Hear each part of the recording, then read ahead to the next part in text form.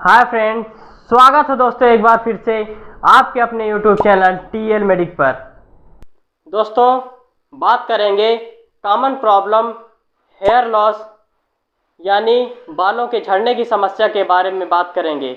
बिल्कुल आसान भाषा में समझेंगे कि बालों का झड़ना क्या होता है और क्या क्या कारण होते हैं जिनकी वजह से बालों की झड़ने की समस्या होती है, और साथ में जानेंगे कि क्या क्या लक्षण दिखते हैं। तो वीडियो को बिना स्किप किए हुए लास्ट तक ज़रूर देखें संपूर्ण जानकारी के लिए।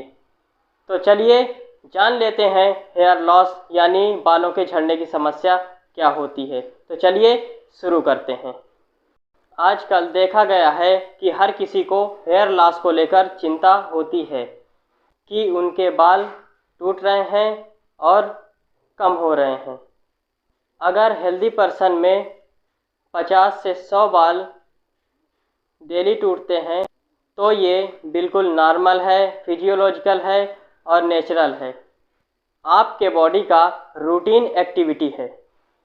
आप लोग कहेंगे कि अगर 50-100 बाल रोज़ टूटेंगे तो हम गंजे नहीं हो जाएंगे, तो ये आगे वीडियो में मैं क्लियर करूँगा। अगर 50-100 बाल टूटते हैं तो इसे हेयर लॉस नहीं कहा जाता है और ना ही इसे किसी ट्रीटमेंट की आवश्यकता होती है। अब मैं क्लियर कर दूं कि 50-100 बाल अगर रोज़ टूटते हैं तो आप गंजे होंगे कि नहीं।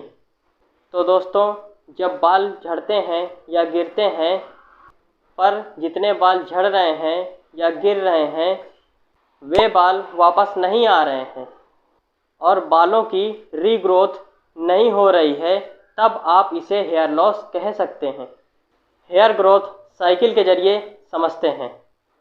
इसमें 3 फेजेस होती हैं: एनाजेनिया ग्रोथ फेज, कैटेजेनिया ट्रांजिशन फेज और टीलोफेज शेडिंग फेज, या इसे रेस्टिंग फेज भी कहते हैं।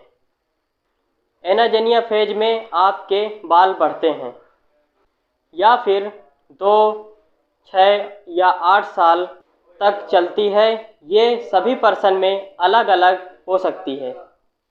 कैटेजेनिया फेज ये 2 हफ्ते तक चलती है, जिसमें आपके बाल बढ़ना बंद हो जाते हैं।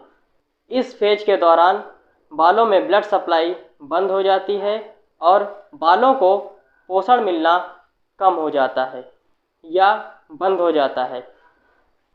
टीलोजन फेज जो 2 से 4 महीने की होती है, इसे रेस्टिंग फेज भी कहते हैं। इसमें आपके बाल रेस्ट करने के बाद सेट हो जाते हैं या झड़ जाते हैं और उसी फॉलिकल से नए बाल आने लगते हैं और उसी एनाजेन की नई ग्रोथ फेज शुरू हो जाती है, यानी उसी फॉलिकल की नई रीग्रोथ चालू हो जाती है। फिर हेयर साइकिल स्टार्ट होती है।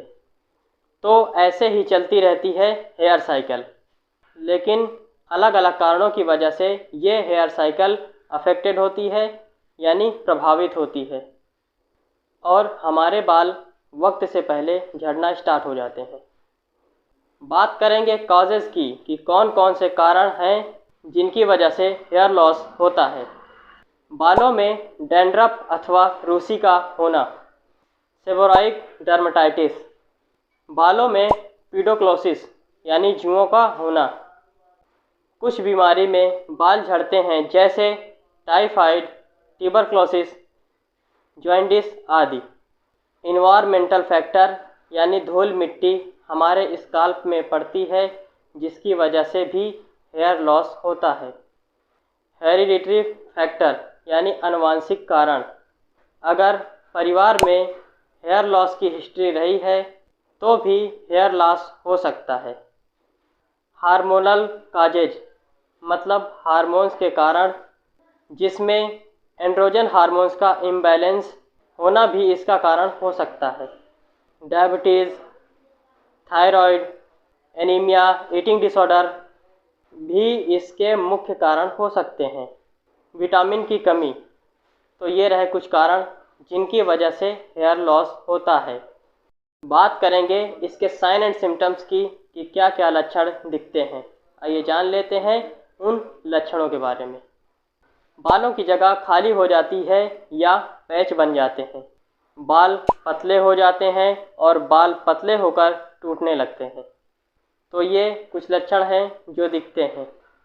आइए जान लेते हैं कुछ टिप्स जिनको अप्लाई करके आप बालों को झड़ने से रोक सकते हैं। हफ्ते में बालों में एक बार शैम्पू और कंडीशनर ज़रूर करें।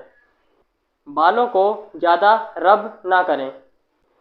बालों में केमिकल वाली वस्तु ना लगाएं। हेयर ड्रायर का प्रयोग ना करें। तो ये रही टिप्स जिनको अप्लाई करके आप बालों को झड़ने से कुछ हद तक रोक सकते हैं। अगर आपको कंप्लीट ट्रीटमेंट हेयर लॉस के बारे में जानना है तो कमेंट बॉक्स में कमेंट ज़रूर कीजिएगा, तो मैं इस पर वीडियो ज़रूर लेके आऊँगा। उम्मीद करता हूँ दोस्तों कि वीडियो में दी हुई जानकारी पसंद आई होगी। अगर पसंद आई हो तो मेरे वीडियो को लाइक, शेयर और चैनल को सब्सक्राइब ज़रूर कीजिएगा, क्योंकि इस चैनल पर इसी तरह की नॉलेजेबल वीडियो आती रहेंगी।